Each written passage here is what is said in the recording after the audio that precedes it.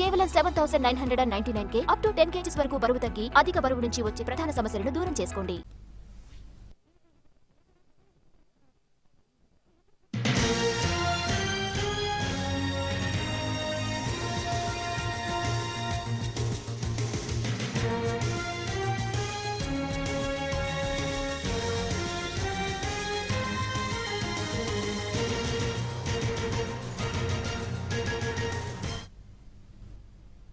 హైదరాబాద్ దూల్పేటలో గంజాయి స్మగ్లింగ్ కొత్త పుంతలు తొక్కుతోంది. దేవుడి చిత్రపటాల వెనుక గంజాయి ఉంచాడు స్మగ్లర్ రోహన్ సింగ్. అలా ఉంచిన గంజాయిని అమ్ముతున్నాడు. ఒడిశా నుంచి గంజాయిని తెచ్చాడు రోహన్ సింగ్. అయితే తనిఖీలకు వెళ్లిన ఎక్సైజ్ పోలీసులను చూసి దేవుడి చిత్రపటాల వెనుక గంజాయిని ఉంచాడు.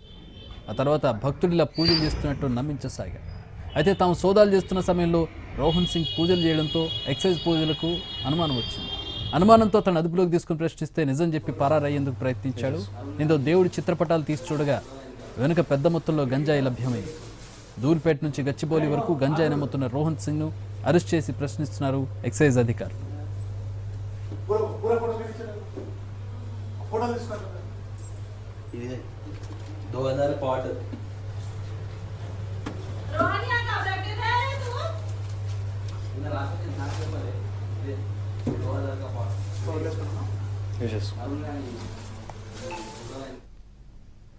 రైట్, మా క్రైమ్ ఇన్పుట్ అయితే రమేష్ వైట్ల జాయిన్ అవుతున్నారు. రమేష్, కొత్త పుంతలు అంటే దేవుడు లెక్కలేదు, ఏమీ లెక్కలేదు, దేవుడు వెనకాల తీసుకెళ్లి గంజాయిని దాచిపెట్టినటువంటి పరిస్థితి. ఎవరి రోహన్ సింగ్, ఎప్పటి నుంచి చేస్తూ ఉన్నాడు, ఎట్లా పట్టుకున్నారు పోలీసులు?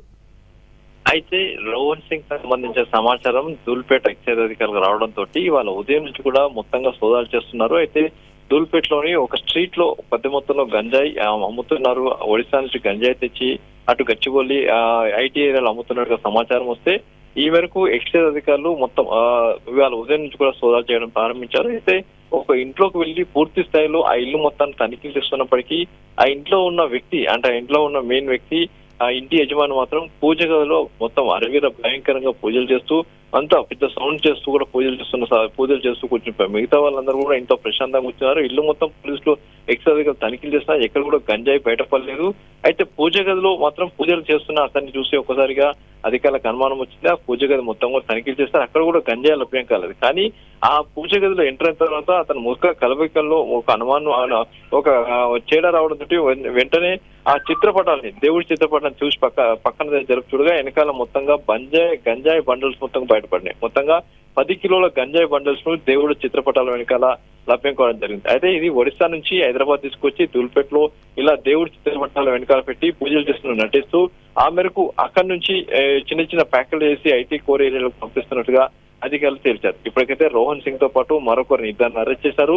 ఇదే తరహాలో అదే ప్రాంతంలో మరొక ప్రాంతంలో కూడా సేమ్ ఇదే తరహాలో పూజల వెనకాల, అంటే పూజలు చేస్తున్న నటిస్తూ దేవుడి చిత్రపటాల వెనకాల గంజాయిని పెట్టి అమ్ముతున్న మరొకరిని కూడా అరెస్ట్ చేశారు. మొత్తంగా దూల్పేటలో 2 ఇళ్లలో కలిపి 20 కేజీల గంజాయిని కూడా స్వాధీనం పరచుకోవడం జరిగింది.